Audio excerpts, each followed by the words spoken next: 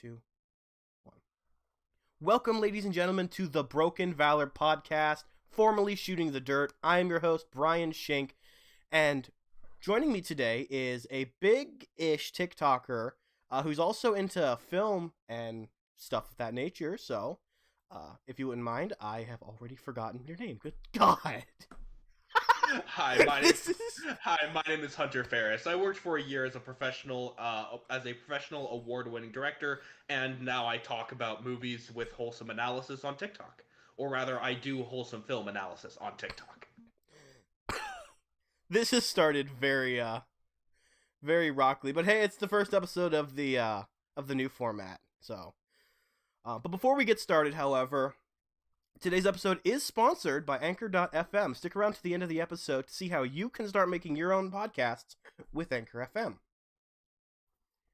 All right, Dude, congratulations on getting the sponsorship. Well, That's awesome. it's with Anchor FM, you get the sponsorship at like whenever you start a podcast. So like anyone who uses the Oh, the nice, site nice. gets the sponsorship. But I really like it because it allows you to make money pretty much instantly when you start making a podcast. Although it's like 15 cents for every 1,000 views or so, I think is what it was, but still better than Ooh. nothing, Yeah, especially for a yeah. beginning.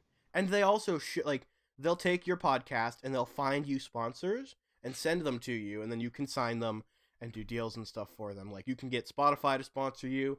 I've seen people get Nike through Anchor FM. What I would really like is to have like either like a pop culture person, so like Displates would be a nice one, or just I don't know, a food company. I don't even need money at that point. Just send me bags of food and I'll be fine. All right. Yeah, I used to run a podcast a couple of years ago, so I kind of know.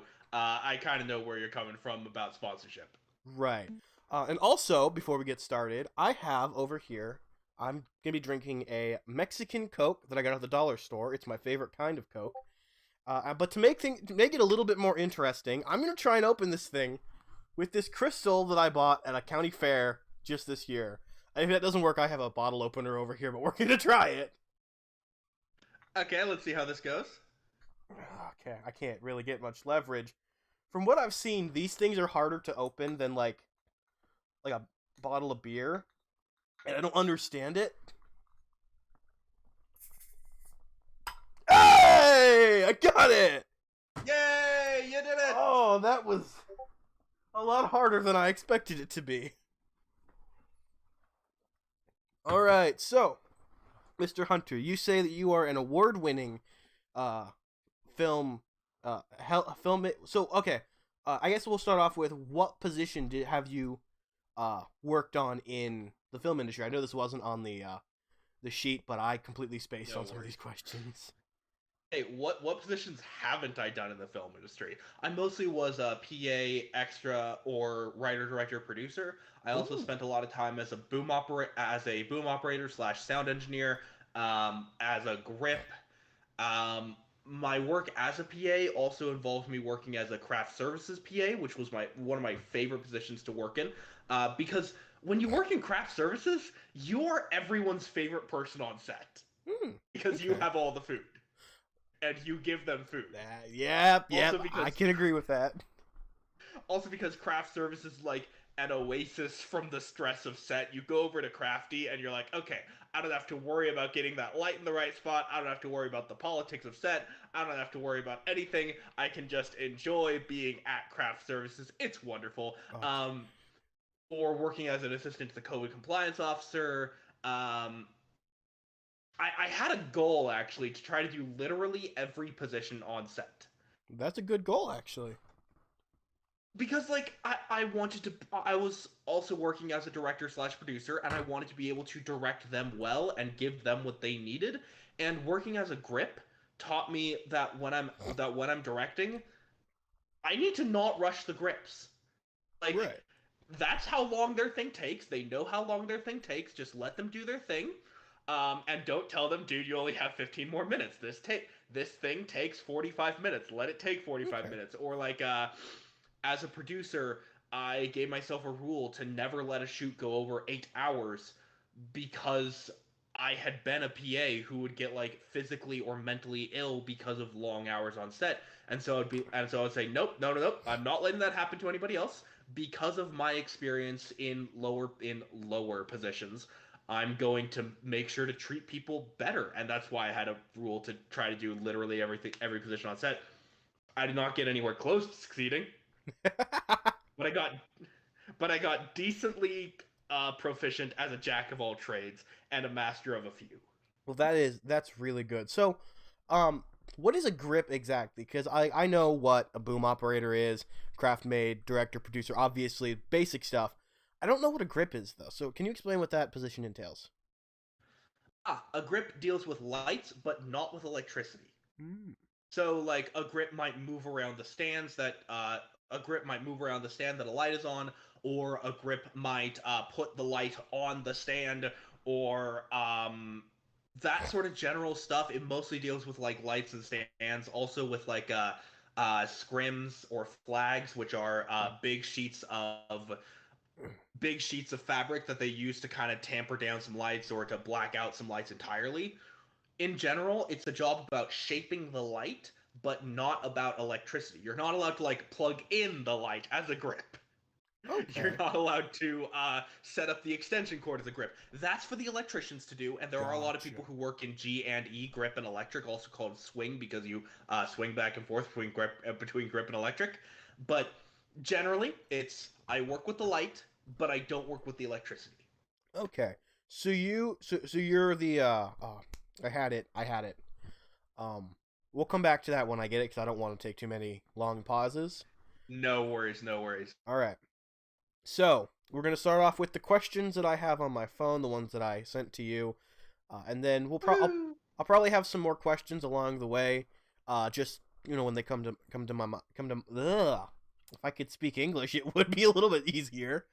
If they come to mind. That All right. that is the consistent curse of the podcast host. As soon as you press record, your English goes out the window. Oh, but like I didn't start my online career as a podcast host. I started at age 12 as a YouTuber. Like if you go onto my YouTube channel, you can find my oldest post from like 2015, 14. It's it's an old one. It's been a while. Actually, I think it might have been longer than that. But it's a Mind Blocks video, not Minecraft. Mind Blocks, a completely different game with the same premise, and you could hear how different my voice sounds now from then. It's also my most viewed one I with bet. 400 views, which is insane to think about. Um, Nice, nice. it's not good though. It's not good. But even like Good thing too. as of recently, I've been trying to get back into YouTube. That's why the whole rebranding happened. Like, the name of this podcast is also the name of my new YouTube channel, which I'm making. But we're getting off topic. Okay, so for No worries, no worries. all right, so what drew you into the film industry to begin with? Let's start with that.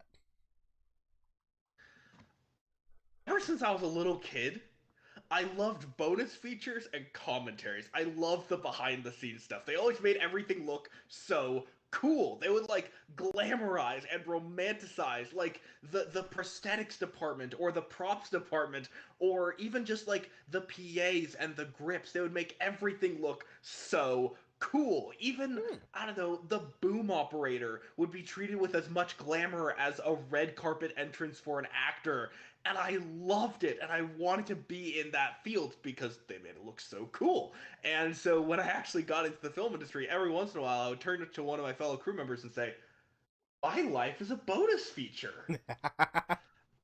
Oh, Uh, ooh, that More would. specifically, at some point, I got to a point in my life where what's the phrase? Where my finances had changed so much that I didn't really have to work.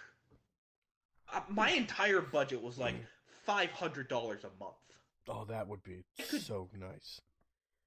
Oh yeah, it was great. And so I thought to myself, I can do whatever I want for work. I could like go be a podcaster, and if I get decent success as a podcaster and only like $500 a month, that's enough. That's all I need.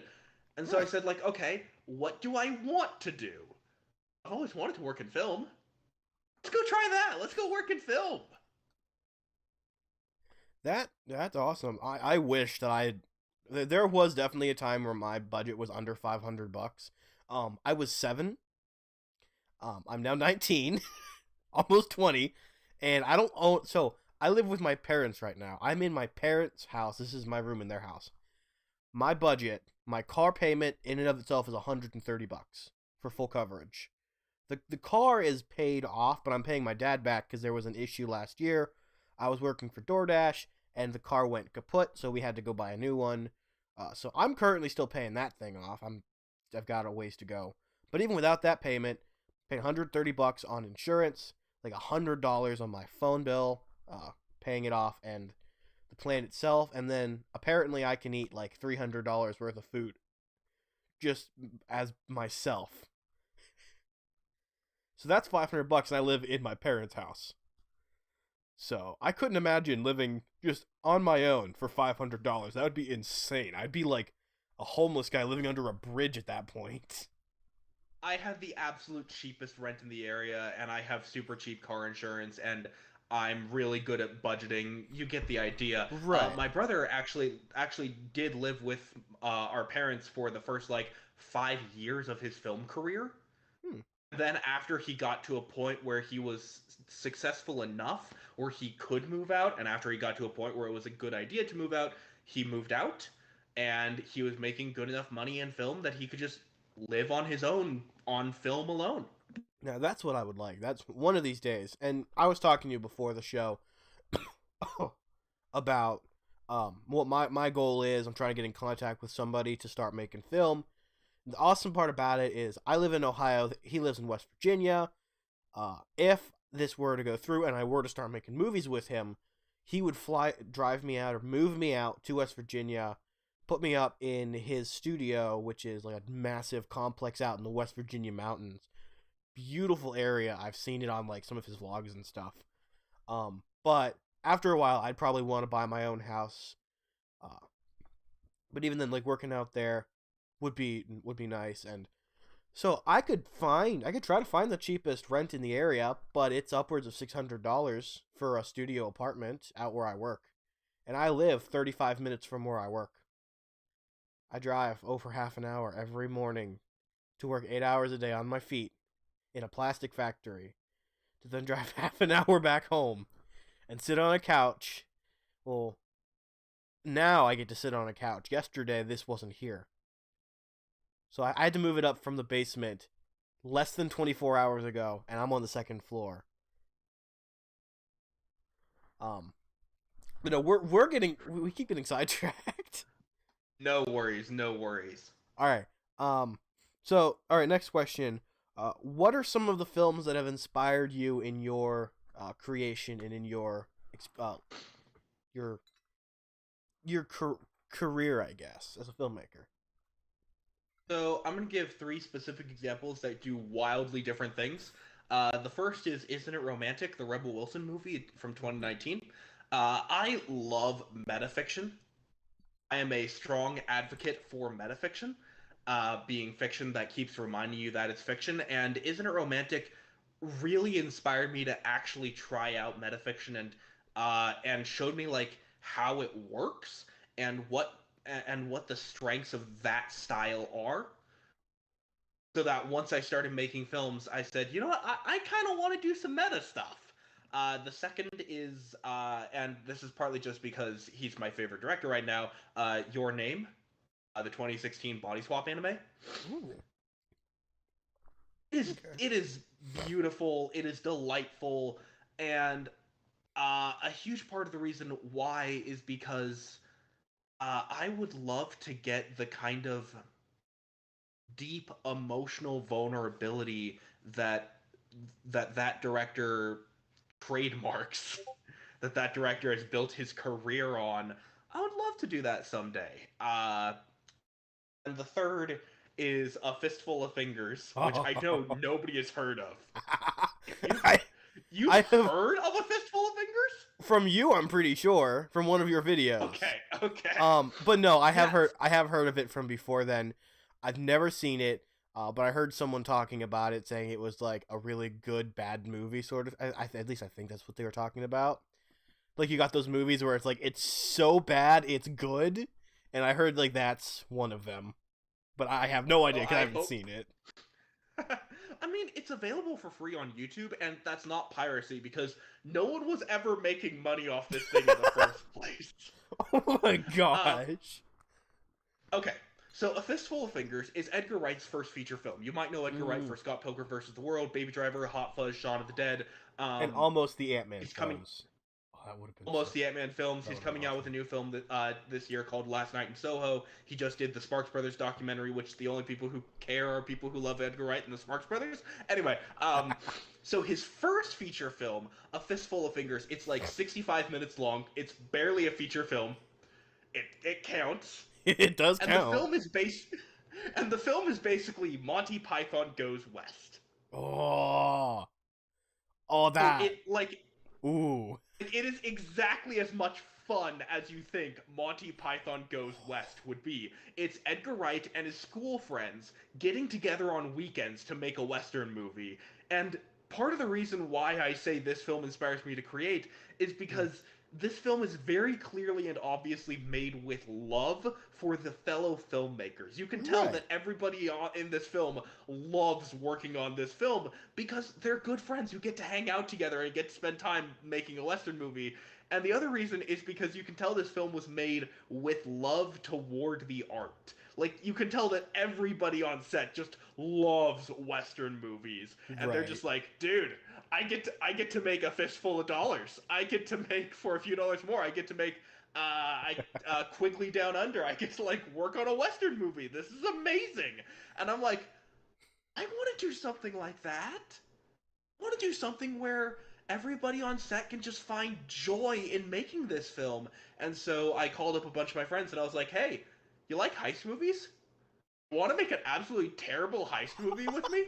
Oh, Like, I don't pretend this is nice. going to be good, but we are all going to have a great time making it, and Right. that's what really matters to me because I'm asking them, like, okay, what do you think would be cool? What do you want to do in this movie? And so, like, one guy was like, can I crawl through a vent? And I'm like, Ooh. yes, we're going to get you to crawl through a vent. And one guy was like, can I, like, one guy was like, can I do a car chase? And I'm like, I have no idea how to do a car chase, but we're all going to put our heads together and figure out how to do a car chase. Honestly, like, for A Fistful of Fingers has been one of the biggest inspirations for my filmmaking career so far. I am so glad that Edgar Wright hasn't taken it off YouTube like he did for, I Want to Go to the Movies. Here's the best way you can do a car chase in a low budget film. It's shot like a high speed action chase, but all of your actors are in those little cars you buy at Walmart for your children. But it's shot in such an energetic manner that you feel it's like the thing from Boss Baby, that one scene from Boss Baby. Honestly, that would be so funny to see if you like tear away the artifice for literally one shot And it's and just show like that it's just a bunch of Matchbox Hot Wheels. oh no, not the Matchbox Hot Wheels. The you know the cars that like you buy your children they can get inside of and drive. Those things. You have like because they've got Jeeps, they've got cop cars, they've got sports cars and stuff you can buy, and like they're a couple $100 for each one. But I mean, it's a lot cheaper than taking your actual cars, renting a cop car, closing down an entire street for 3 days while you film, and you could do this all in a parking lot, or if you know the manager of the Walmart, do it inside the Walmart. that that would be perfect. that that just sounds like fun. It definitely would be. Um, but on you were talking about when you and your friends got together to make this heist film. I actually tried doing this once. Now I don't have many friends outside of like people on the internet who I know who live in like Asia or Europe. But they're really more acquaintances than friends. The only true friends that I have are my friend. One friend lives about 25 minutes from me, and another friend I haven't talked to in a while. He lives 25 minutes in the other direction. But me and the first friend I was talking about, well, I'll name him Steve, just to keep his identity. You know what? He's been on the podcast. Screw it. It was my original co-host, Philip. But literally both the people that I'm talking about were co-hosts on this podcast at one point. So we'll just say it. His name's Philip. Me and him wanted to make a film. Technically, I wanted to make a film. But he goes along with my shenanigans, and I go along with his shenanigans, because he's an engineer. I want to be a filmmaker. I had written up this entire script for, well, almost an entire, it was 50% done for a superhero movie.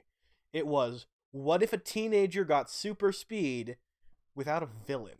And the whole film was going to be this teenager with super speed doing what a teenager with super speed would do. So, he's going to a party. He sees a girl that he likes there. He quickly runs home, gets changed into a suit, and comes rushing back. He goes to a baseball field. He's not good at sports, but he uses his super speed to do the time in a bottle sequence where he hits the ball with the bat and then runs around messing with all the basemen and the outfielders, runs back, sits down on the bench, and they all go flying backwards. And it was also going to have a scene where he's... That's just fun. It was going to be amazing. And my favorite scene from the entire thing that I was going to do was it was going to take place in a library. And the character with speed was going to say to his friend, who was going to be played by my friend Philip, I was going to play the character with super speed. Don't know why. I'm not a good actor. But he was going to say, hey, I bet you $10 I can read every single book in this library. And he does that. And we're going to watch him like super speed through the library, like picking up all the books and reading them and flipping through them. He's going to get back to his friend. And his friend is going to say, wow, that didn't take very long. And the kid with super speed is going to be like, for me, it took 10,000 years. Because I want to bring attention to the fact that most speedsters are aware of every second that passes for them in their mind.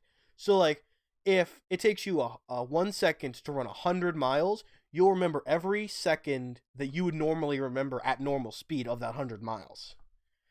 And I just thought that'd be an interesting joke to throw in there, like meta commentary on how stupid speedsters are written. Honestly, that's one of the things that I absolutely loved about the Evan Peters version of Quicksilver from Right. from X-Men Days of Future Past.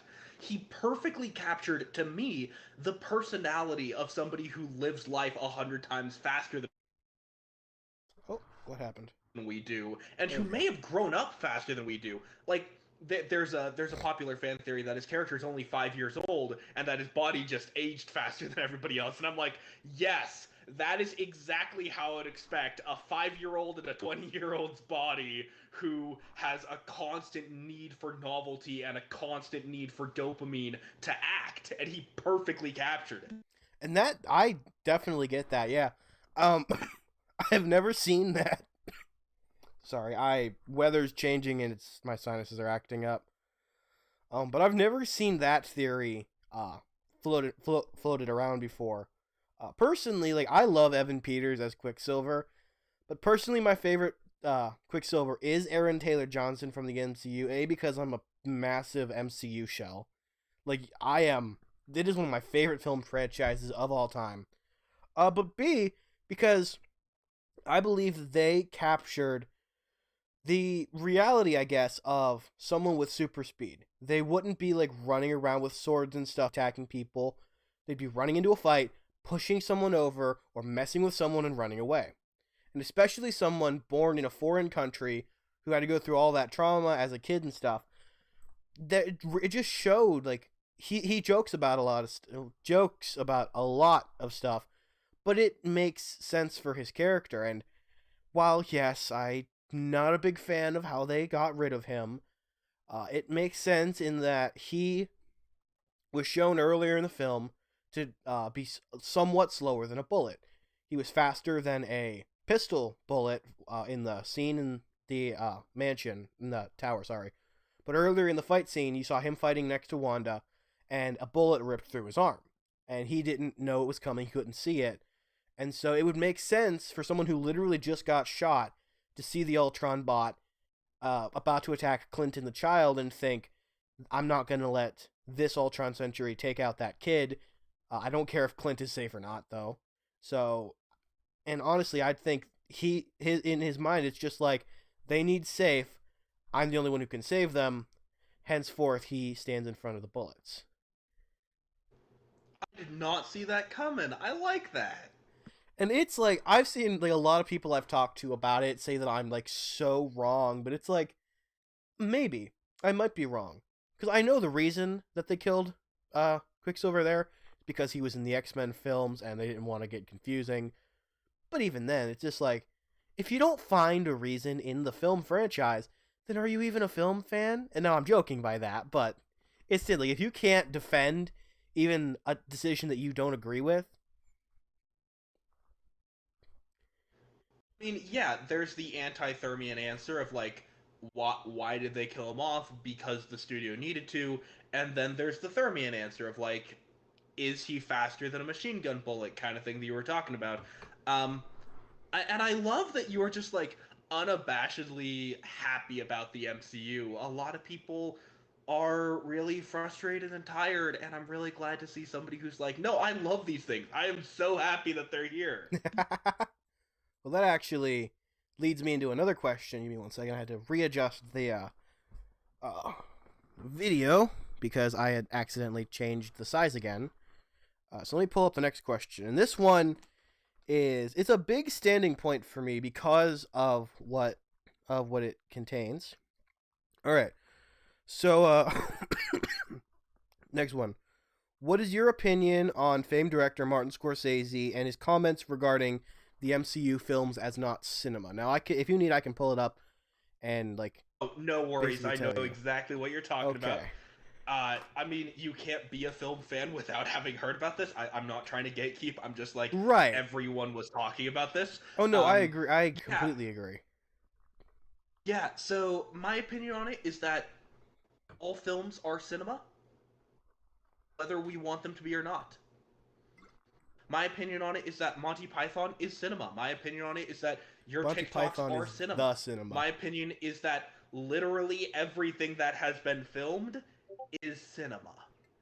And the reason why I say that is because otherwise the word cinema becomes a value judgment and a way to criticize or condone a work instead of a description. And my Right. definition of cinema is basically just film, but in the higher register of speaking. English has this weird thing where we try to have every sort of register and every sort of tone captured in our language, and so we'll have three different words for the same thing. We'll have, or four or five, we'll have like flick, movie, film, and cinema. But that's Right. not a value judgment. That's just a register and a tone of speaking. We say flick in a very informal conversation. We say movie in standard register. We say film in a slightly higher, in a slightly more formal register, and in a very formal register, we'll say cinema.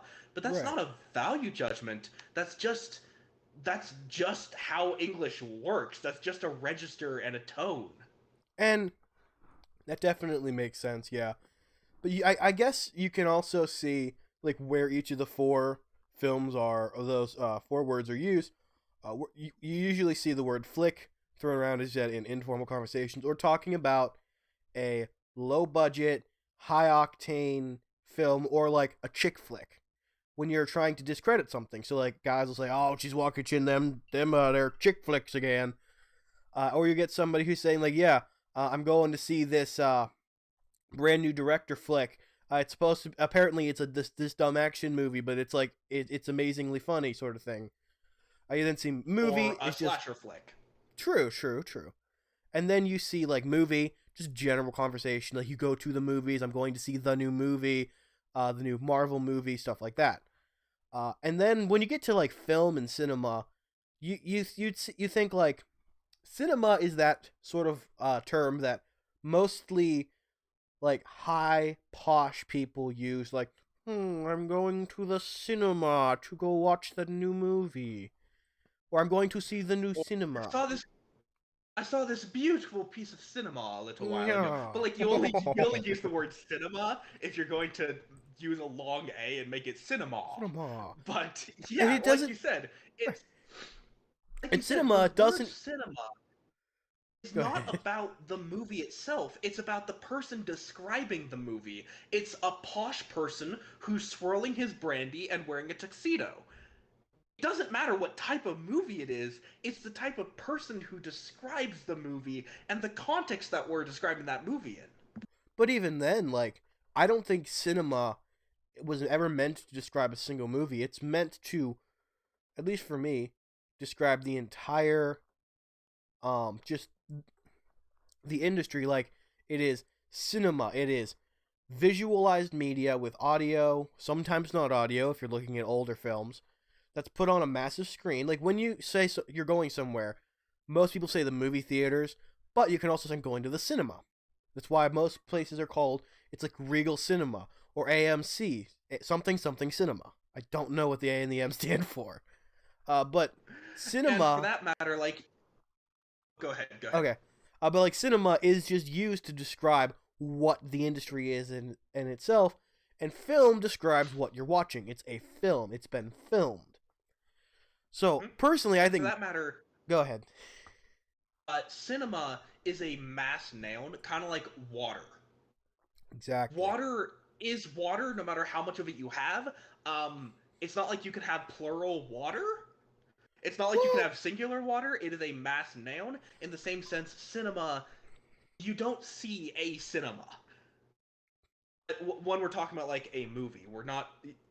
Right. No, I don't mean, like, going to the cinema to see a movie, like going to the cinema in the sense of a movie theater. I mean, like, when you go to the cinema, you don't see a cinema in the same sense as you don't, I don't know, drink a water. That's probably not the greatest. It's not the best analogy, but it's the only thing I can think off the top of my head. Here's why. The point, because you are currently holding a water. I have 2 waters. You have 2 waters. I had a Coke and 2 waters. Yeah, I can't think of a good...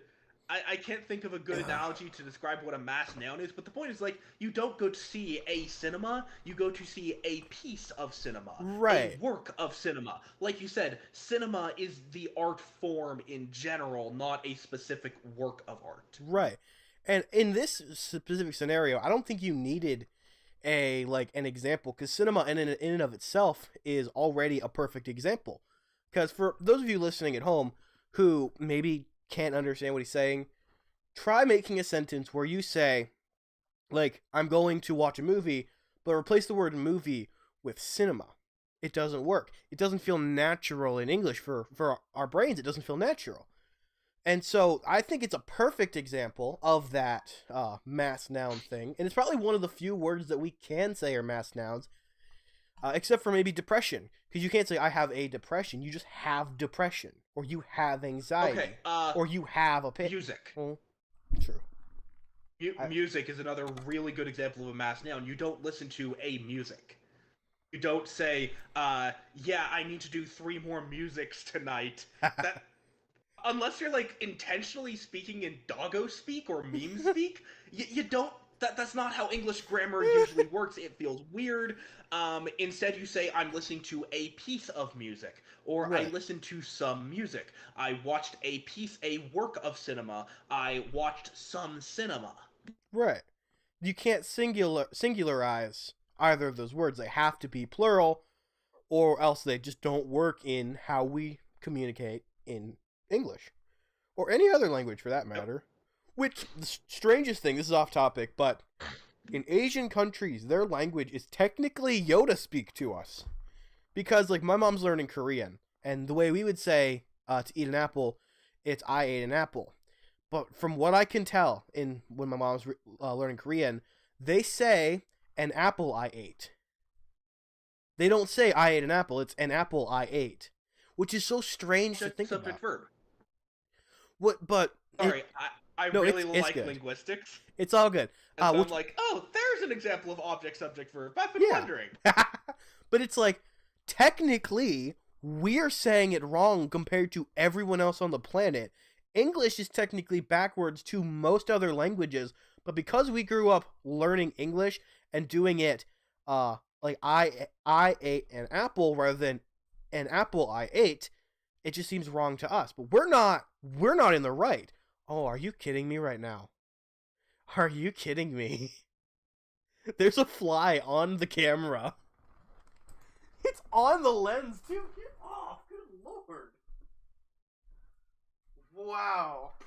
such professionals.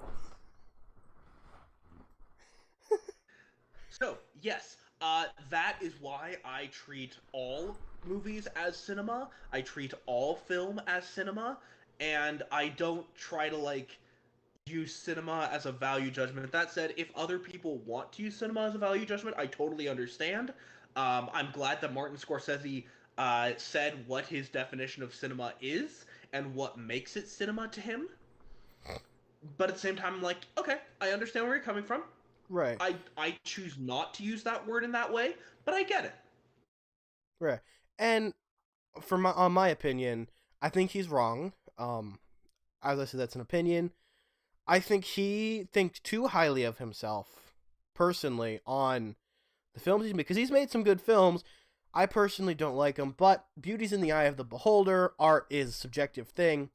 I can't tell you what my favorite film is and expect you to like it the same way. Like, for example, my favorite film of all time to watch, the one I get the most enjoyment out of, is Transformers Revenge of the Fallen, the worst of the entire series, but I get the most enjoyment out of that film than anything else.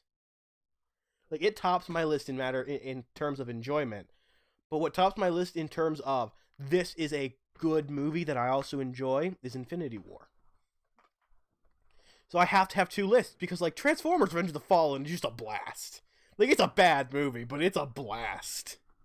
Dude, I am so glad that you have so much fun with it and that you enjoy it so much. Like, my favorite part of the whole film is the sequence close to the end where the twins are going up against Devastator. And there's the formation of Devastator and the fact it's just a big monster. A big metal monster. And then he starts scaling the pyramid and you get that, the joke with the Sector 7 guy and the wrecking balls. Every time that joke makes me laugh. Are the Transformers movies kaiju movies? I don't think maybe. Like, this is coming from somebody who has only seen Transformers 1 back in Right. 2007 when it first came out, and who has only seen, like, Pacific Rim out of kaiju movies, and, like, a couple of episodes of TV where they would do a kaiju episode. Okay. Miraculous Ladybug does a surprising amount of kaiju episodes. I'm just like, wait a minute. Is Transformers a kaiju franchise? I think you could make a claim for the second one, Revenge of the Fallen, because they have Devastator and he's about the size of the Great Pyramids of Giza. However, normally the Transformers are about 2 stories tall, if that. They're not that tall. Well, there are some that are like massive, and later on in the series you do get more larger Transformers. But I don't think the only Devastator comes anywhere close to Godzilla height or King Kong height or the kaijus in Pacific Rim. So I guess you can make a claim for the second one, but all the other ones, I think they're just, what would they be called? I don't think there is really a genre outside of action for those. Action comedy. Over the top action adventure, Yes. over the top high octane action adventure movies. The reason why I suggest maybe they're kaiju movies is because I've heard a lot of people say that the best way to watch Transformers movies is with the same perspective as kaiju movies. Now that doesn't make them kaiju movies, but like a lot of people say like don't worry about the human drama. The human drama is not the point of the movie. The point of the movie is to watch big things punch each other and to watch explosive action sequences. And I'm like, that's called a kaiju movie. If that does make sense, that definitely does. For me, I see it more as more as a spectacle film than a kaiju film, because like from all the reviews that I've heard of Dune so far, and I cannot wait for that film. I've heard that the story takes a backseat to the visuals, and apparently a lot of people like Straw Hat Goofy on TikTok, I'm pretty sure it was him, said that this film is to him one of the most beautiful films he's ever seen.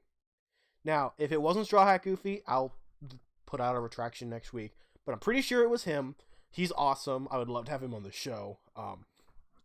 But I think it was him. Fantastic. I love his unabashed joy and passion for film. He did have one opinion on a film that I didn't agree with, but that's more of a religious thing than anything else. So I'm not going to talk about it because I don't want to stir up a religious debate in the comments, which is going to And happen besides, anyway. like, you you should expect different people to have different opinions and perspectives on art. Right.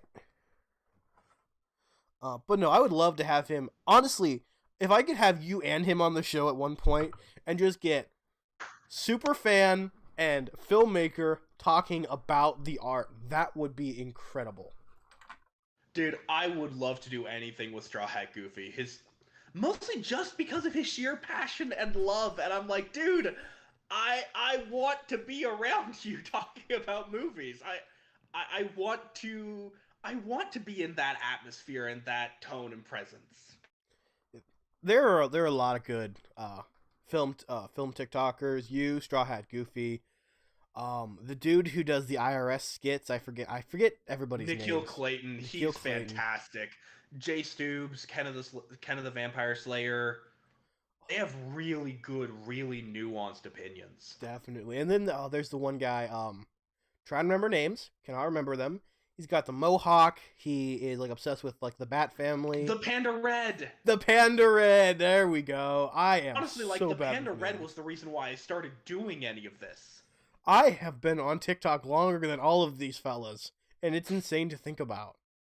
Like these guys have like 5 times the amount of followers I will ever have, and I've been on TikTok for years longer than they have. Like people like Beer Bong John, it's insane. Some of these guys and gals, obviously. Like yeah, I'm Caroline, so popular, so famous. Bella Porch just went straight through the roof, and then you've got the king, Gabby Lame, Cabby Lame. He And to is be honest, I've been on TikTok for like 5 months, and half the time I'm like, I don't know what's going on. I Who are all feel these ya. people? Dude, I What feel is ya. this berries and cream? Oh, I hate that sound. Like that sound is my least favorite thing that's been on TikTok in a long time. And that's saying something because of how long I've been on the app. Fair, fair. Oh, it's just like Anyway. I'll scroll to a video and I'll hear berries and cream, berries. Like, instantly just nope. If you put that sound on there, you're losing my attention. And then Film Theory of all places did a video on using that sound as their premise and got the original actor from the commercial to record a segment, but instead of saying berries, they had him say theories and cream, and I wanted to punch my monitor. Well done, Matt Pat, for getting that set up. I was not happy about that, but hey, it's Film Theory. What are you gonna do? Like, just all right. Let's see. Those got the asterisk. All right. So we're gonna jump, jump, just jump ship to a new topic. Well, new-ish topic. So based on your experiences, how important is selecting the right song/instrumental for a specific scene? So, for example, in The Guardians, picking the Pina Colada song for Peter Quill's jaunt through space, or choosing whether or not to have a big musical like crescendo in the theme when the hero stands triumphantly over on a mountaintop as he's about to race down to attack the villain, sort of thing. So something that I assume a lot of people don't know about my work is that I'm also a composer. Did not know that. Like I scored the theme songs for a couple of TV shows back a couple of years ago. The TV shows never aired. Um, I scored a couple of my own short films, and in the process, what I learned is that, and I'm trying to not sound pretentious about this, music is a tool of film. It is one of many. It is just as important as the visuals, as say the camera angle or the pacing of the edit. Okay. But I don't think that it's more important than any one other tool. I think that I don't know, changing the camera angle or changing the color grading is going to do just as much as changing the music. The music is just more obvious and easier to easier to mess with. Like, it's easier to create an edit where you see Darth Vader walking out of his ship and Grand Moff Tarkin looking at him, and then you replace it with romantic music than it is to do the same thing but change the camera angle or the color Right. grading or the pace of the edit. Right. So I think that's part of why we put so much emphasis on the music. As both a composer and director, and sometimes director of photography, and like everything, I'm just like, you know what? It is a tool, and it's just as important as every other tool. Okay. That said, it is as important as every other tool. Like, getting the right piece of music is just as important as getting the right camera angle. Right. Right. Personally, like as someone who is not in film yet but has been watching a lot of film and just like studying, like I can't go to the movie theater and watch a new movie anymore. Like I do it, but I don't watch the movie. I watch every scene and I pick apart everything. And it killed me in Shang-Chi cuz that film is beautiful, but I had to focus to make sure that I wasn't picking apart every piece of that film. But anyway, um Seriously, personally, that film is just visually oh, it was gorgeous. gorgeous. Until it got to like the final battle with the Mega Soul Sucker, wasn't that big of a fan of that portion of the film. Like I loved the fight between Shang-Chi and his father, but once the Mega Soul Sucker came out and it was the Mega Soul Sucker versus the Great Protector, I thought, CGI is awesome. It's not Black Panther CGI, but it's not as interesting anymore. But anyway, I was just like, whoa, is Marvel doing a kaiju movie? oh, Again, I that don't know what a kaiju movie is, but I was right. like, whoa, this is super cool that they're even doing this at all. I think that counts. I think Shang-Chi it's not a kaiju film, but it's got a kaiju fight. But anyway, Okay, um cool. Yeah, I don't know anything about that right. genre. I don't pretend to. Well, I don't I'm either. just like, ooh, cool. Big Well, monster. yeah, I don't know anything about it either. I just watch Godzilla and think, "Ooh, big wizard." Um but Pretty much. as somebody who is not in film yet but wants to get into it, like camera angles are very important, especially when you're filming a dramatic scene. But I personally think that music is a little bit more important. But this is my personal opinion, because you can have a bad camera angle, but if you score it with the right music, it will still send shivers down your spine with the same way that it would if it was in the right position. Now you got to work overtime if you're scoring a badly shot scene to make it work, but with the right music and the right atmosphere, it can work. So like let's say, using your example, we've got Darth Vader in the ship and he's walking down the ramp to Moff Tarkin. You could have an angle that's behind one of the legs, peeking out slightly, so you see mostly the legs, and then off in the distance, you've got Tarkin. You see the back of Vader's cloak coming down the ramp, and you score it to something light. Like you put it in a place where it looks intimidating. You could score it to something really light, somewhat with like a sinister undertone, and it would work. But then if you moved the camera angle to be looking, I don't know. I'm trying to think of a bad camera angle, and I can't think of one. Because One like, thing that I've learned. Go ahead, go ahead. oh, because like, if you were to then put the camera, like, you've got the two actors here, and they're facing each other, and the camera is like all the way over here, so like right here, and they're walking towards each other, and you play something sinister, that would be a great camera angle for that scene. Just like, because it's kind of like the scene from The Last Jedi with Luke and Kylo. If you put it behind Tarkin, it's got the same atmosphere. And if you put it above them, it's got the. It's like I can't find a bad camera angle for this scene, and it sucks.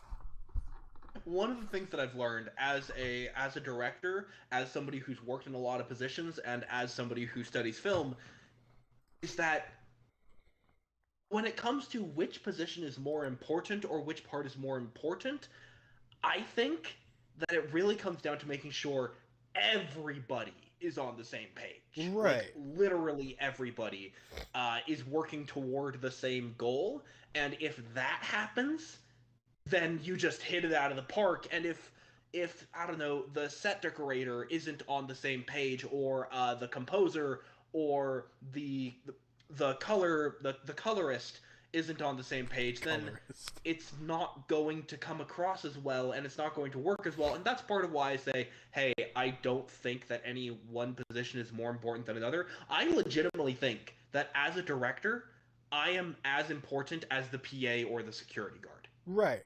And that's definitely a great Um, mindset to think about it in, especially when it comes to like you have a whole team and everyone's part is equally as important. Now, I am under the belief that some positions are a little slightly more important to the final product than others, but not massively to the point where you can be like, "I'm better than you." But more in the sense of like um if we get the lighting wrong, then the whole shot is going to go off. But if we get the camera angle slightly wrong, we can sort of fix it by cropping the final product differently, or scoring it just slightly differently. So there are definitely some positions I feel are a little bit more important, but those are usually the behind the scenes, the lighting, the writing, the boom mic positions are more important than the music for the scene. Because if you can't hear the actors, the music ain't going to do anything. Like if you're supposed to have two actors talking and you can't hear what they're saying, all the music's gonna do is make it a little bit more obvious that that was a problem. yeah, I can absolutely see where you're coming from. But again, it's not to the point of like I'm a camera operator or I'm a boom mic operator. That means my job is so much more important than yours, you lowly director. The dude who gave me this job, the dude who's putting this vision onto the screen. Yep, yep, I'm with you. All right, so okay, what did you turn off? All right, let's see. Let's grab. Let's see. All right. Should we be good lord. Should we be giving more focus to smaller indie studios rather than multimedia enterprises, or do you think that the way we're doing it now is a sustainable way?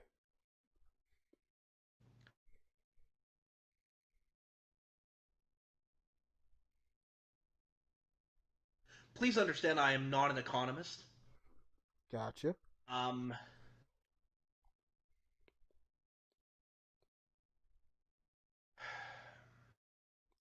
this is a very difficult question for me to answer Okay. because I think that more art is good. Gotcha. Like Gotcha. I kind of just like start with that premise of more art is better, and there is an occasional piece of art that is unforgivable and indefensible, like Triumph of the Will or something like that. Suicide Squad. No, no, no, no, no, I'm no. kidding. I hate that film, but I would not say it's unforgivable. It was Oh, made I better say by the Triumph of the sequel. Will because like Triumph of the Will. Okay. Do you know what this film is? I do not know. That's probably a good thing. Okay, Triumph of the Will is a 1935 documentary. Literally, the premise of it is that Adolf Hitler personally called the director and said, "Make me a movie that makes Nazis look good," That's definitely unforgivable. Yeah. and it worked. Of Part of course the it did. reason why Adolf Hitler had so much power, and part of the reason why Nazism spread so well, is because of Triumph of the Will. Adolf Hitler was the most beloved person on planet Earth in the 1930s. Ooh, It that was didn't the age well. back in the 1930s, it was the unpopular opinion to dislike Adolf Hitler. The same way as like today it is an unpopular opinion to dislike essential employees, or back right after 9/11 it was the unpopular opinion to dislike firefighters. Back in the 1930s you were the weird one if you didn't like Adolf Hitler, and that was in part due to Triumph of the Will. That That's why I say oh my that movie is indefensible. It was such an effective piece of propaganda that to this day in Germany, it is illegal to show Triumph of the Will unless you strictly show it in an educational context. god. Right. And it is a very useful piece of educational context because today it's used as a textbook on how to glorify a subject. If you want to Right. make someone seem like a god, you watch Triumph of the Will, and then you watch anything Zack Snyder's made, Oh my god. and you do what they did, and they look like a god. I mean, Zack Yes, that's Snyder. why I say. Zack Snyder is he can make beautiful films. Like him and Michael Bay are are in the same boat of story doesn't matter. Give me freaking explosions, and they can craft some of the most beautiful films you've ever seen. But I get where you're coming from. He can make anybody look incredible, even if the writing is terrible at best. Yeah, I mean, one reason I believe, now I haven't seen Watchmen. One reason why I personally believe that so many people think that Rorschach is the good guy is because Zack Snyder directed it and because he loves to make people look awesome. He loves to make people look like gods. And so he did that for Rorschach. Now that's my personal opinion, Right. having not seen Watchmen. I probably shouldn't say that opinion very often until I actually watch the movie. Anyway, the point is there are some films that are indefensible. There are some films that should not exist. Agreed. Well, Like Triumph of the Will. so I actually have a differing opinion on that. Like, I don't think that the context of that film should have ever been put to screen. But I also don't believe that any film should not exist because every film was created for one reason or another, whether it's bad or good, and it's always good to have said piece of media to look back on and see, okay, is this a good thing to learn from, or is it a bad thing to learn from? And Triumph of the Will is one of those gray areas where it's like it's a terrible movie made for a terrible person with a terrible agenda, but we have it, and it's something to look back on to show how easy it is to slip into uh like that mindset of I will make something for the highest bidder and see how drastically different that person could be from once you purchase it. Because I don't know whether or not, 'cause I guarantee you at least somebody working on the film knew about the atrocities going on in Germany at the time. I don't think he'd started rounding up the Jews yet. I think that was during the 40s when that started happening.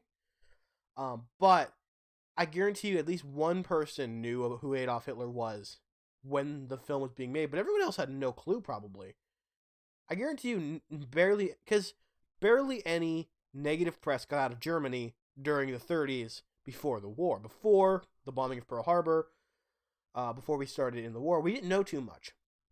It wasn't until I think it was 1943 that American citizens heard for the first time about what was going on in Germany, about what the German government was doing to the Jewish population. It was not common knowledge for a while. Like the leaders knew, but the leaders didn't tell the people, which I think is one of the worst mistakes you can make as a governor is not telling your citizens what's going around the world. Because then you get a situation like in the Last Jedi again with Poe and Holdo, and she's not telling him what they're doing, and Poe decides, you know what? Screw you. We're gonna mutiny now. But Yeah, I really like that perspective of Triumph of the Will is something to learn from, both as filmmakers and as historians.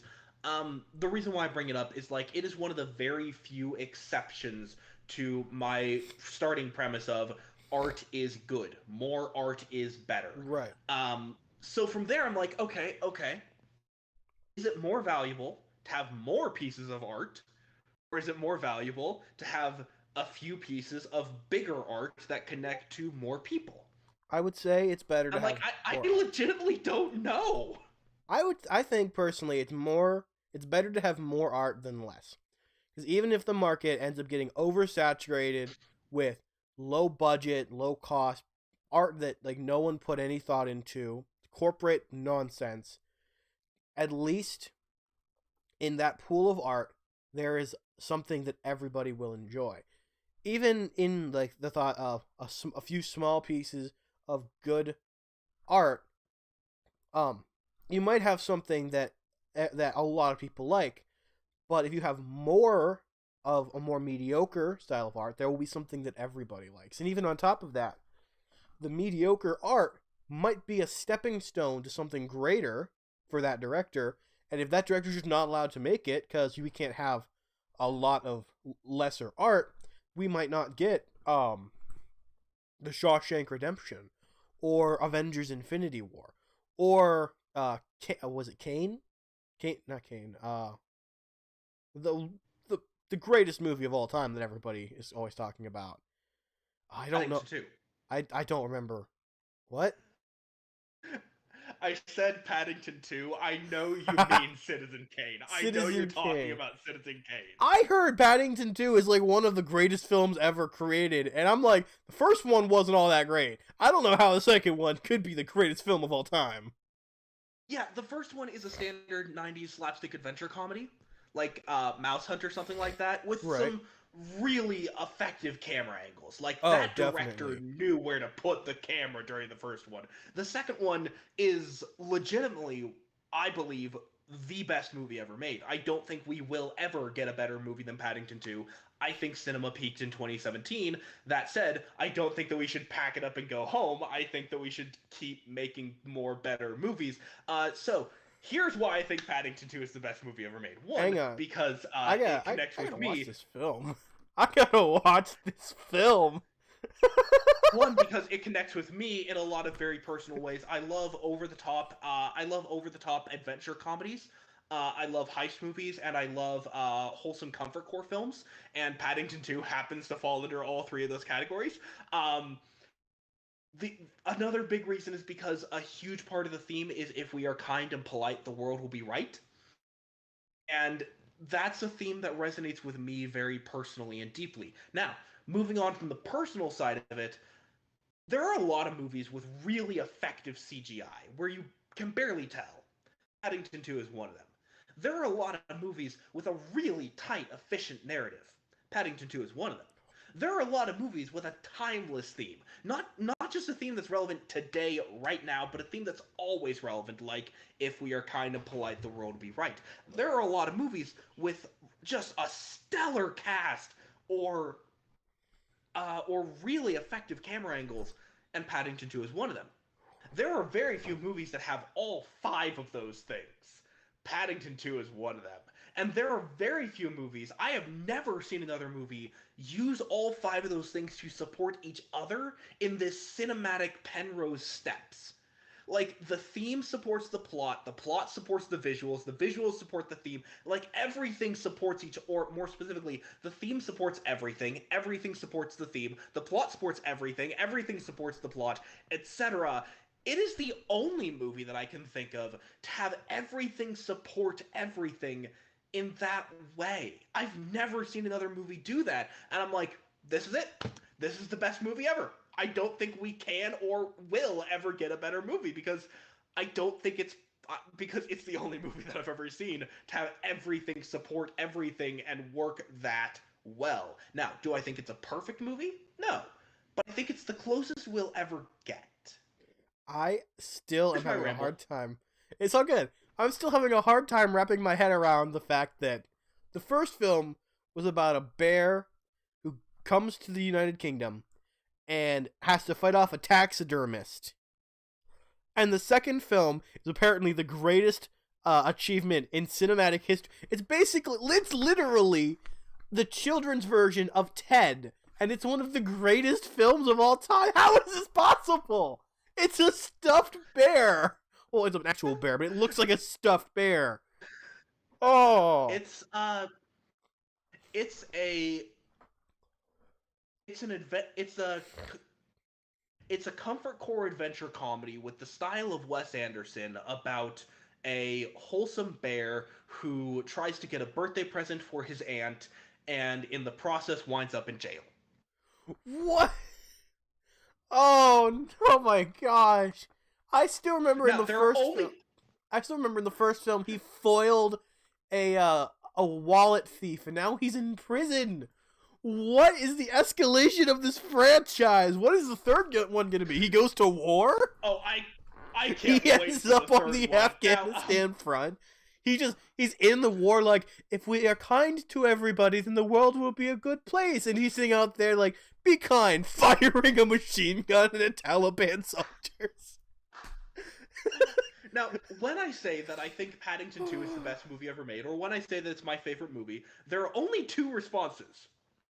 There's either I haven't seen it, or yeah, you're right. Well, Okay, there is technically, a third response of, oh my gosh, yes, Paddington 2 is so great. Well, then there's But also like a fourth response, which is why? Where did it go? How did it get this good? like the only people who have any like qualm about the idea of Paddington 2 being the best or Paddington 2 being my favorite are the people who haven't seen it. No. The So people who have the biggest qualm with Paddington 2 being the greatest film of all time are the stuck-up directors with a stick up their ass who think that they're... Hang on. I'm going to have to cut that part out because I just swore accidentally. no worries. I mean, I even can't put some that on the internet. Oh my god. now, please go watch Paddington 2 when you have a moment to do so. You can probably find it at your local library. You can find it at like a Walmart for $5 because nobody realizes that this movie is great. I wonder Unless where they've I can like seen find it. it. Let's see. I don't think it's currently available on any streaming services. Don't think so. Paddington 2. Let's see. Watch movie. Tubi. I can buy it on YouTube. I can buy it on Google Play, and I can buy it on Vudu.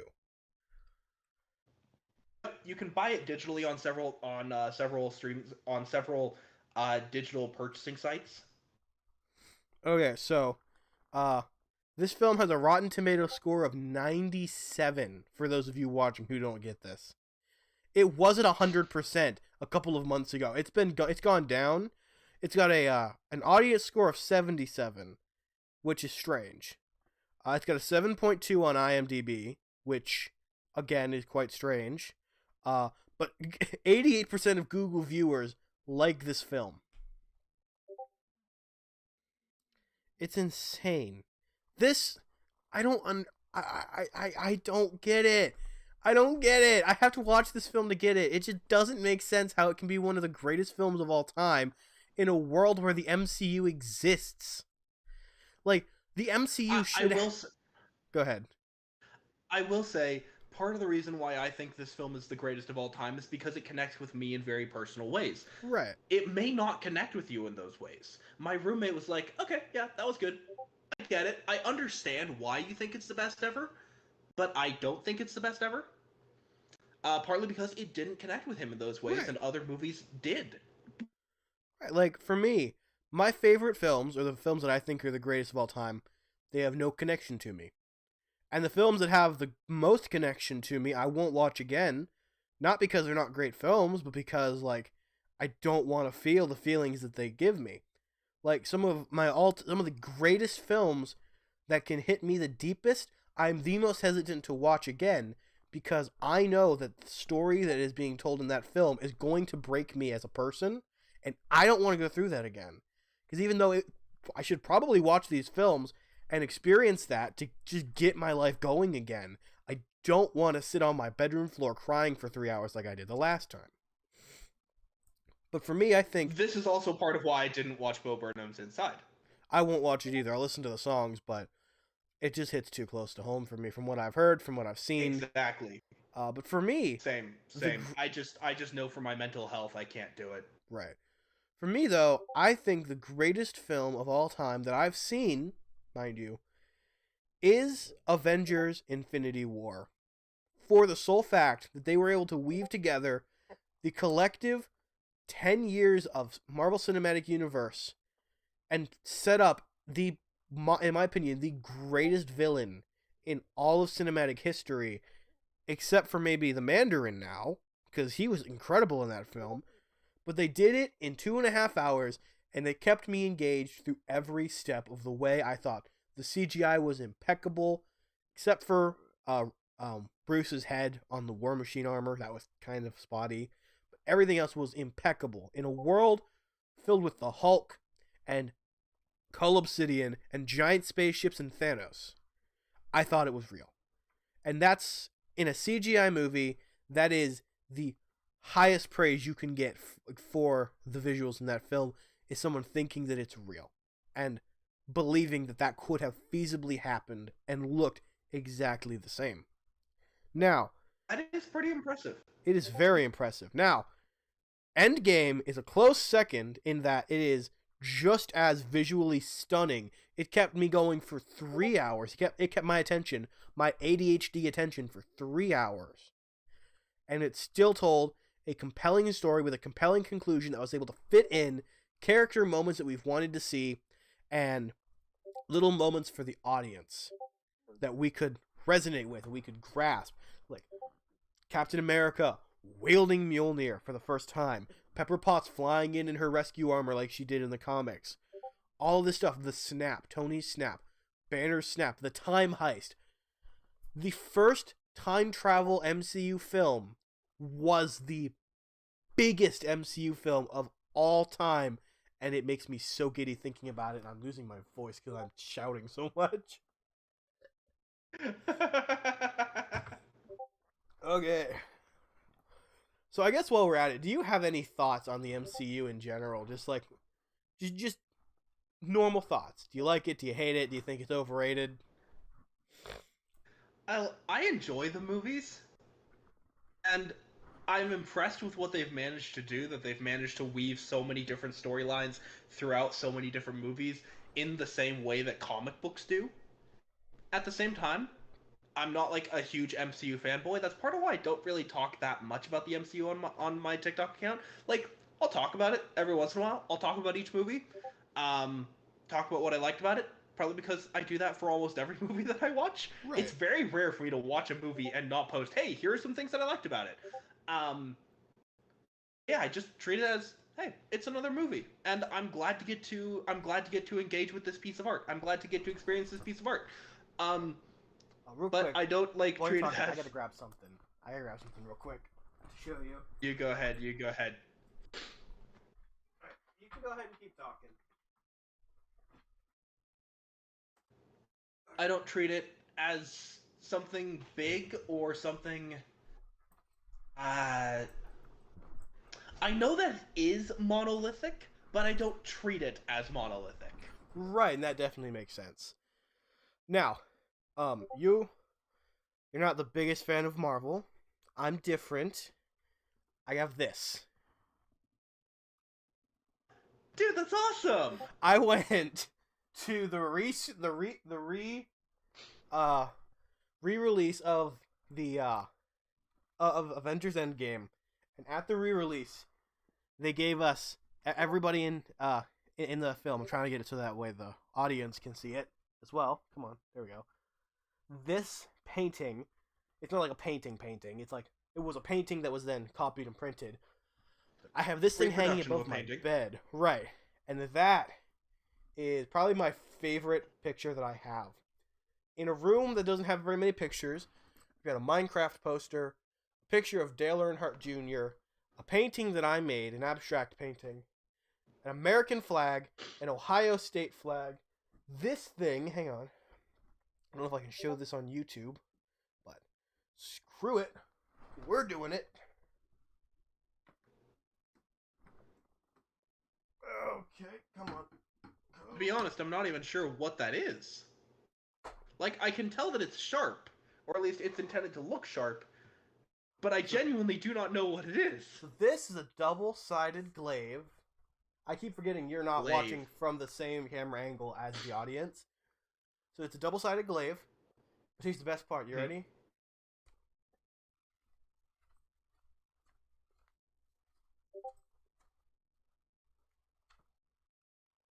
Nice. It is a It's a double detachable double-sided glaive. It is. I love this thing so much. Like I don't blame you. I love swords and weapons just as much as I love Marvel. And that's saying something. I love Marvel. That is definitely saying something. I'm gonna put these up later. No worries, no worries. Put these down next to my couch. All right. So let's see. Okay, in the same vein, what's your thoughts on DC and the DCEU and their films? Hot take. No. I think DC has already rebooted and just didn't tell us. I agree. In at the very least, I think that it's useful to treat the relatively newer DC films as kind of a soft reboot. Whether it's Joker, the Batman, the Suicide Squad, Oh, uh, um, Aquaman. Now, I Joker. treat those in a very similar way to like how DC was back during the superhero renaissance, where it wasn't a single connected universe and didn't have to be. It Right, was just a bunch of movies that they made. That's kind of how I treat DC's right. new movies. That said, I have really enjoyed every one of the DC movies that I've seen since, gosh, 2017, since Aquaman. So like Aquaman, absolutely loved it. It was just a big barrel of fun. Every shot was built for maximum impact. It's just such a Right. cool movie. Wonder Woman 84, I really connected with it personally in a way that really helped me. Um, the Suicide Squad, I really enjoyed it, and I think that it did a great job at what it was trying to do. Um, and I can't think. Shazam was a lot of fun and Love Shazam. was a great microcosm of the superhero boom. It did a great job at representing the extremes, the highs and the lows of the superhero boom, and kind of capturing every aspect of it. Um, so, like, I really enjoyed each of those movies for what they were. At the same time, I'm like, hey, I get it. They're not the biggest thing. They're not the best thing since sliced bread. Right, Um, I just know that I personally really enjoyed them, and that's good enough for me. right. Personally, when it comes to the DC films, like I've seen all of them. In fact, the first film that went and saw when theaters opened up was The Suicide Squad. Just because James Gunn is an incredible director, and I love his work. Like Guardians of the Galaxy, two of my favorite films in the MCU. The Suicide Squad, my favorite DCEU film. Both Joker and the Batman are not DCEU canon. They're just Elseworld stories, so they're not even connected to the rest of the films, which I think is good for DC because of their track record. Like Man of Steel, in my opinion, was all right. It wasn't great. It wasn't terrible. Batman v Superman was a dumpster fire, in my opinion, that should have been taken in a different direction. Justice League, 2017's Justice League, was worse than Batman v Superman for me, and that's got something to do, like a lot to do with the director transition and how that was handled. But then Wonder Woman, the first one, loved it, incredible movie. 1984, not so much. It wasn't terrible. It's in the same boat as Man of Steel. Didn't like it as much as the first one. Shazam was a blast. Absolutely loved Shazam. Same with Aquaman. And the Zack Snyder Justice League is probably my second favorite DCEU film and one of my favorite films of all time. And it's also, in my opinion, a testament to both like listening to your fans and giving someone a second chance after they've messed up. Because like That's one. Zack Snyder didn't mess up technically, but like the film itself was a second chance for him to actually get his vision out, and it worked, in my opinion. That's one thing that I really love about the DCEU is that they're okay on a metatextual level, on a level of the relationship between the audience and the films. I love that the audience is willing to forgive. They see a film like Suicide Squad 2016 that they don't like, and then they hear, okay, we're gonna try it again, and we listen to your concerns, and we're gonna try our best to do it right this time. And the audience is like, we're 100% on board. We're just gonna like basically forget that the 2016 Suicide Squad existed, except for the sake of comparative analysis, and just focus on the fact that you tried again and that you did better. Similarly, Zack Snyder's Justice League, a lot of fans were like, hey, we didn't like Justice League. Here are our complaints, and DC was like, we hear you. We're gonna try again. We're gonna try to do right by you this time. And the fans were just like, okay, we're on board. We're going to completely basically forget that Justice League happened, except for the sake of comparative analysis, and we're just going to focus on the fact that this is what they made now. Right. Um. It's a beautiful testament to forgiveness. Exactly. And I'm glad, although it took 2 years, 3 years for DC to finally be like, you know what? Fine, we'll let Zack Snyder finish his film. So it took a while, but the fans ended up working through, and we can also see that in the MCU. While not as big, you had Thor: The Dark World, widely uh, deemed as one of the worst MCU films. Not terrible by any stretch of the imagination. I enjoy it, but it is at the bottom of my list. And then Taika Waititi took over, made Thor Ragnarok. That movie sits in the second place slot on my MCU ranking. So we've got the worst film in my ranking to the second best film, only underneath Avengers Infinity War and above Avengers Endgame. And you can see That's a big deal. Good job, Taika. exactly. And like for the MCU, my ranking is literally within like two, like every film is within two points out of 10 of each other. Like the bottom film is like a 7 out of 10, and Avengers Infinity War is a 10 out of 10. And I don't like Nice, classify nice. them. I don't classify them as like 10 out of 10 is perfect. It's like I love this film. I will watch it all the time. It might not be perfect, but it is the greatest thing I've seen. And then one is like literally why? It's a piece of crap that you threw on the screen. It's a literal piece of human feces on the screen, and that's all it is. The only way you can get a 1 on any of my score is if you literally take a piece of poop and put it in a white room and film it for 2 hours. Like I hate this. So the cremaster cycle. Don't know what you mean by that. Oh, that's actually the premise of the cremaster cycle. From what I've heard, I haven't seen it. I don't particularly want to, but Neither do I. it's a series of 4 art films that focus on the topic of human feces. We'll never watch those. Thank you for letting me know they exist. But I like, personally don't want to watch them either. I am glad that they exist. They go into other topics too. I haven't seen them. I'm not an expert in this topic. Point is just like, yeah, so that's what you're talking about, the cremaster cycle. well, what I was gonna say was the original Suicide Squad is at the bottom of my DCU ranking list, and even that film has a 4 out of 10 for me. I hate the film with a burning passion, but it does a few things right. I love Deadshot. I love Harley Quinn, and I grew to love Rick Flag, as well as there's Amanda Waller, who is incredible in the role in the films. So that film gets a 4 out of 10. Justice League is a 3.5, and that I despise that film. But not many films get that low on the list for me because I love movies. Okay, okay, I can see that. I can see that. Man, my sinuses are starting to kick my butt again. All right, let's see.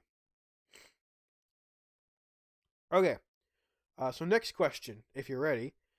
Do you have anything that you could tell any young and upcoming filmmakers that may help them get ahead in the industry? Like any tips, tricks of the trade, stuff like that.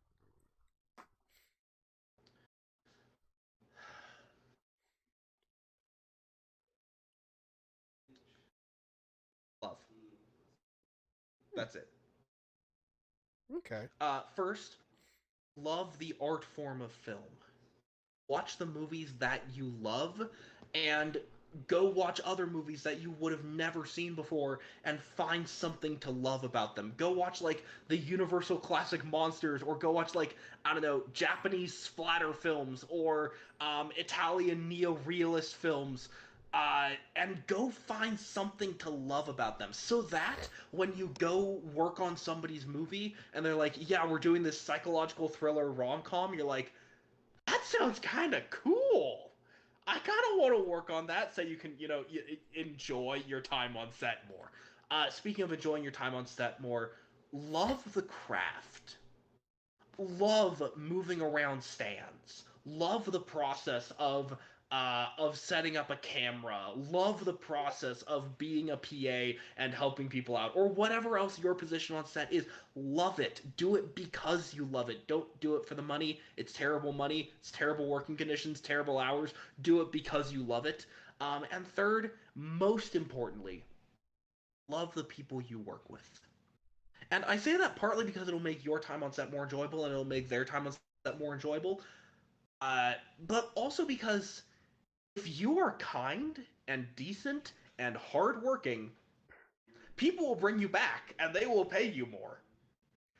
I that was kind of my goal every time I went on set was to get somebody to bring me back for another shoot. And in the process, one, being on set was the best form of networking I could have ever asked for. Because I was with people who were already in the industry. Because I was building good relationships with them. It's not what you know, it's how you know them. If they like you, that's the most important thing. Now, the only other piece of advice that I can give outside of love is learn to communicate well. Every part of filmmaking, to some degree, is a job about communication.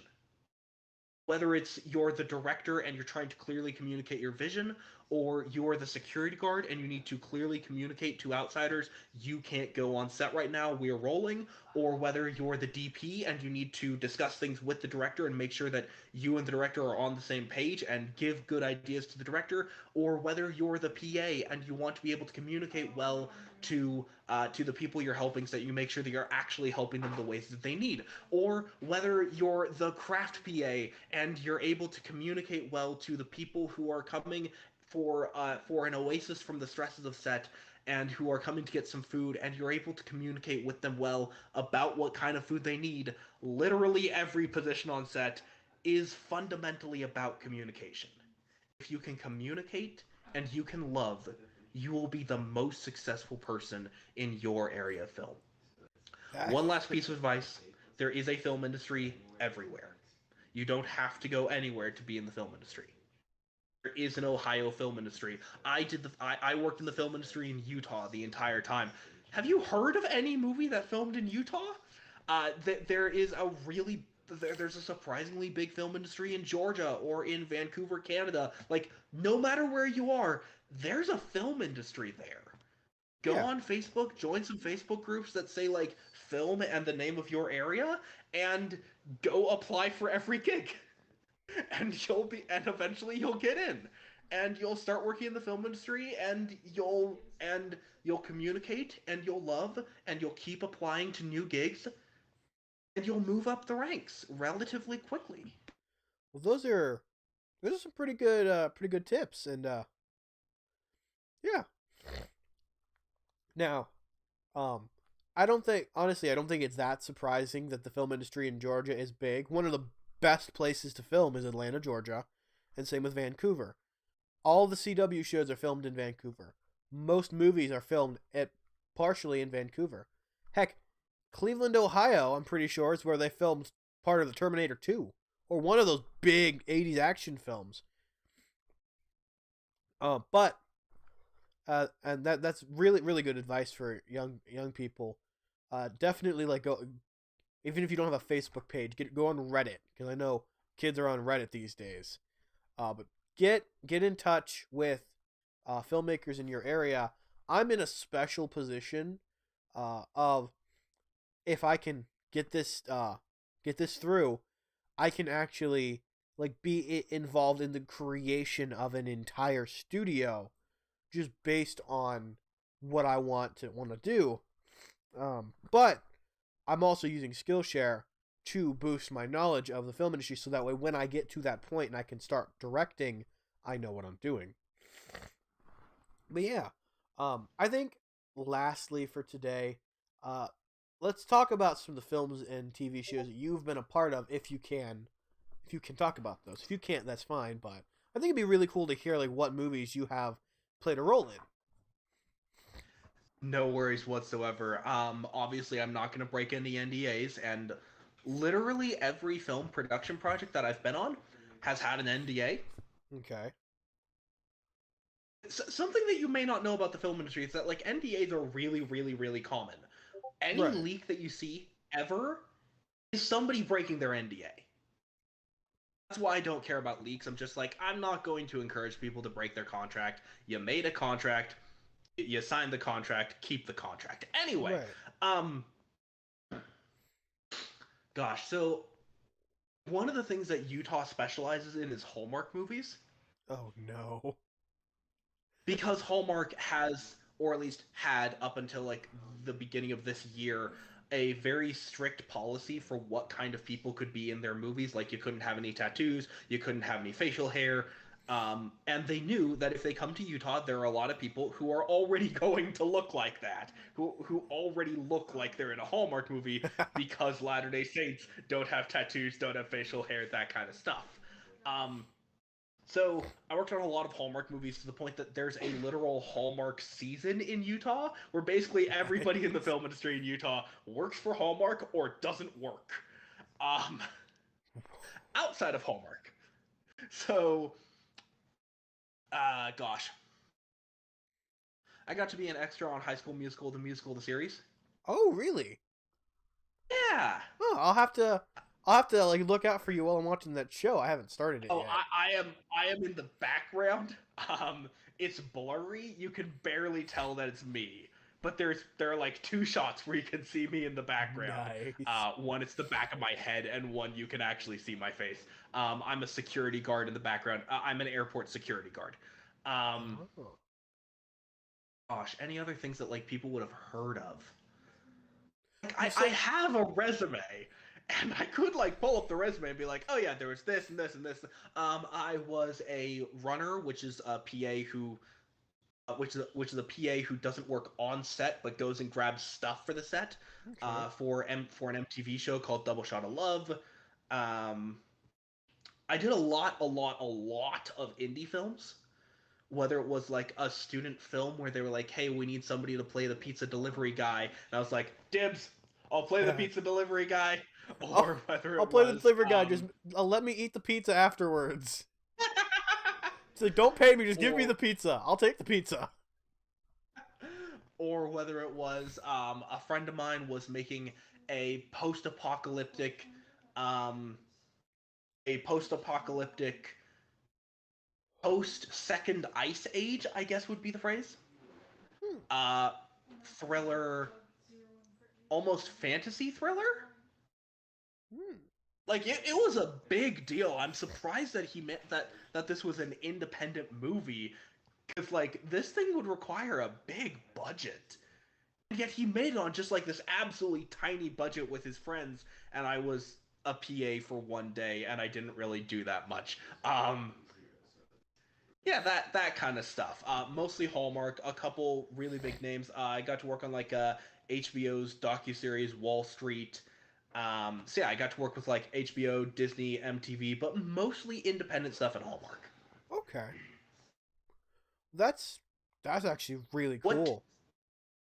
Okay, so now that I've said like a little bit of my resume, what do you actually want to know about about what I did? Because like I'm assuming that you didn't just mean, hey, brag to us about your resume. No, that is exactly what I meant. Like I wanted to hear like what films you were on. Oh, I okay, wanted to know if you okay. worked on like Iron Man or Doctor Strange or Harley Quinn I wanted to know what you've worked on because you said that you were you worked on award-winning films and stuff. So I wanted to know like what award-winning films or what films that I could have might have seen have you worked in, or just in general, what type of films have you been a part of? Yeah, the most well known of that would be High School Musical, the musical, the series. There was one that Obviously. had a limited theatrical release in my area called Witnesses Okay. that I got to kind of sort of work on, but not really. Sorry, that's not the point. As for like being a professional award-winning director, um, I made a found footage film that was explicitly intended to go to film festivals. That was the Oh. whole point of making this movie. Okay. Um, to the point that the last scene of the movie is the main character saying, I'm submitting this movie to film festivals. Nice. Like, it was explicitly to go to film festivals. That was the only purpose of this movie, because I wanted to learn, like, how do you submit to a film festival? How do film festivals work? And so I submitted it to way too many film festivals, and they were all free. And I got honorable mention in 2 horror film festivals. Nice. Which Oh, that's technically awesome. counts as an award, and now I can say that I was an award-winning director. As for Oh professional, my god. there was what? You you took the technicality of that and that's perfect. I love that. You found It's accurate. It's it's accurate. I'm accurate. telling the truth. I won an award. I I love that. That's awesome. That's I know awesome. that when I say award-winning, people think that I mean Right. like an Emmy or an Oscar or at least like a golden chainsaw or a raspberry or a golden raspberry, and I'm like, it's an award. It was a film festival. I won an award. That's award-winning. Um, You are right. That is sorry. correct. That is correct. I'm That not is trying to be incredible. technical about it. No, no. I'm trying to You own be my as achievements technical and as you not can. downplay my achievements. You be The as technical other, as you as can. for the That's awesome. professional side of it, there was a casting agent in my area who hired me to make demo reel footage for his actors. Hmm. Okay. They told me, okay, so here are your rules: 2 to 3 minutes, 4 to 5 characters, 2 to 3 scenes. Other than that, fun. Make whatever you want. You have full creative control past those 3 rules. I was like, okay, cool. I will go make whatever I want. And he paid me to do it. And in the process, I had a very, very, very small budget. I would get like a budget of $200 total to pay me and my crew. And I would bring on like a DP and a boom operator. And we would make this tiny little film. We would all get paid. And I would say, that's professional. That was a serious chunk of my income during that time. I'm not trying to be like, oh yeah, I got paid once, therefore I'm professional. No, that was a serious chunk of my income. That's part of how I paid rent. Gotcha. Yeah. That's pretty. That's wow. That's pretty cool. Um, like your whole story going from the film industry to TikTok is really cool to me. Even if it's cool to no one else, it's really cool to me because I want to do the complete opposite, go from TikTok to the film industry. Um, and so I it was just hearing your story and what you've worked on and all this stuff is really like I've had a blast today. However, my voice is starting to give out and I have to use the bathroom, so I'm gonna end the episode here. Thank you guys so much for listening. Thank you for coming on and talking about your experience. Would you like to drop your social medias for people so they know where to find you at? You can find more of me on TikTok at Wholesome Film Talk. Talk being spelled TOK, like TikTok. Ah, that is awesome. All right. And you can find me on YouTube. Search for the channel Broken Valor. It is brand new. Hopefully, it'll have at least one video by the time this goes up. If you want to see my older work, you go to YouTube. It's Buddy8760_gaming. Buddy spelled with 1D because I was 9 when I made the account, and I have not changed it. You can find me on Instagram at Brian Shink, BRYAN_Shink, SCHINK. And you can find me on TikTok at Brian Shink, same spelling, no underscore. Once again, thank you guys so much for watching, and I hope to see you guys back here next week. Take care.